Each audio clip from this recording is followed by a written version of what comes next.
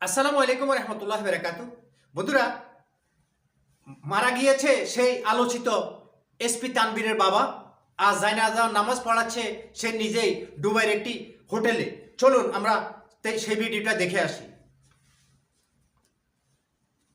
আমি আমার বাবার জানাজা আমি নিজেই পড়াই দেব। আপনাদের মৌলবাদীদের কোনো কাজে লাগবে না। ওই পড়ালেখা কিছুই জানে না হবে, সেটাকে আমি মাদ্রাসায় পাঠাই। এদেরকে এই যে বিনা পয়সায় পড়ায় আর বিনা পয়সায় মগজ ধোলাই করে। রাস্তার পাশে টেবিল নিয়ে বসে যে দান করেন, কোরবানির চামড়া দান করেন, অমুক দান করেন। এইসব দান করে আমরা কি সৃষ্টি করছি?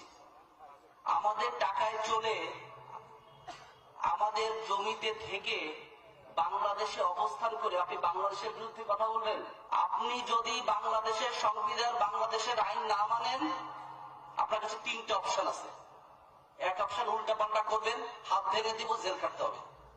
দ্বিতীয় অপশন হচ্ছে গিয়ে একেবারে চুপ করে থাকবেন, বাংলাদেশের ইতিহাস, বঙ্গবন্ধু স্বাধীনতা নিয়ে কোনো প্রশ্ন করতে পারবেন না, চুপ করে নিজের জীবন যাপন করবেন।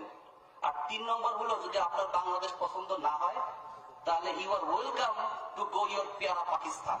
আপনি একটা পেয়ারা পাকিস্তান। মুক্তিযুদ্ধ সপক্ষে শক্তির অনেকের ভিতরে একটি ডাউট আছে। সে ডাউটটি হলো, বঙ্গবন্ধুকে জাতির পিতা বলা হয়, তাহলে ইব্রাহিম আলাইহিস সালাম কি? ইব্রাহিম আলাইহিস সালাম মুসলমান ধর্মের জাতির পিতা, এ ব্যাপারে কারো কোনো ডাউট নেই। আর বঙ্গবন্ধু হচ্ছে বাঙালির জাতির পিতা। তো বাঙালির জাতির পিতা মানতে কিছু লোকের এত কষ্ট কেন? 71 সালের আগে তো কায়েদে আজম মোহাম্মদ আলী জিন্নাহ জাতির পিতা ছিল। সেই সময় কি এরা কথা বলেছেন যে কায়েদে আজম মোহাম্মদ আলী জিন্নাহকে জাতির পিতা বলা যাবে না, ইব্রাহিম আলাইহিস সালাম আমাদের জাতির পিতা? এটা তো তখন বলেন নাই, এখন কেন বলছেন? এখন এই কারণেই বলছেন যে আপনারা হচ্ছে সেই সব রাজাকার আল বদর আল শামসের পুত্র এবং সন্তান।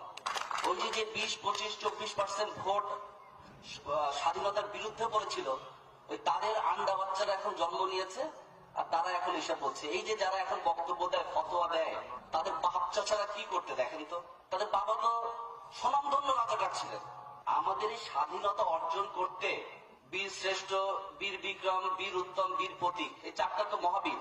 এই মহাবীরে আমাদের সম্মুখ সারি যোদ্ধারা আছে, মুক্তিযোদ্ধারা আছে, আর্মি আছে, পুলিশ আছে, সবাই আছে। এমনকি আমাদের মহিলা পর্যন্ত আছে।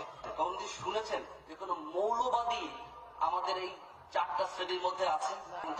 কারণ তারা থাকতে পারে না, কারণ তারা মুক্তিযুদ্ধের পক্ষে ছিল না।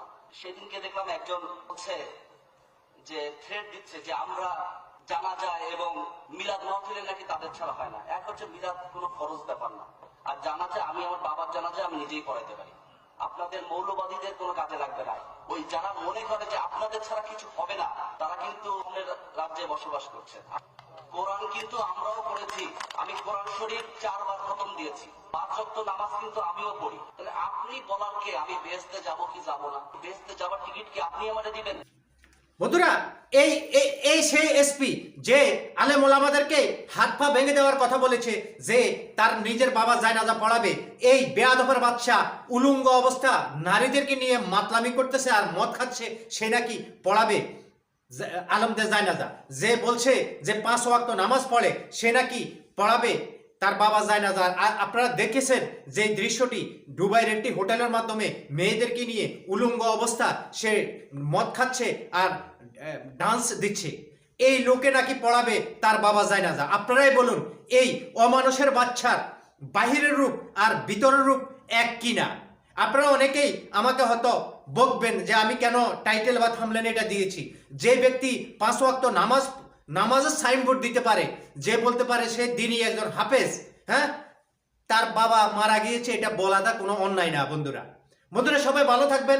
বেশি বেশি করে এই হাফেজ মৌলানা বালপাকনা বেটার ভিডিওটা বেশি বেশি করে শেয়ার করেন, যাতে মানুষ দেখে এই যে সাপাবাজ মিথ্যাবাদী, তাদের উপরের রূপ আর ভিতরের রূপ এক না। যারা নারী এবং মদ নিয়ে 24 ঘন্টা মাতাল থাকে, তারা নাকি দেশের কাজ করে এবং তারা নাকি আলেমদের হাত পা ভেঙে দিবে, আলেমদেরকে তাদের লাগবে না। সবাই ভালো থাকবেন, সুস্থ থাকবেন। আসসালামু আলাইকুম ওয়া রাহমাতুল্লাহি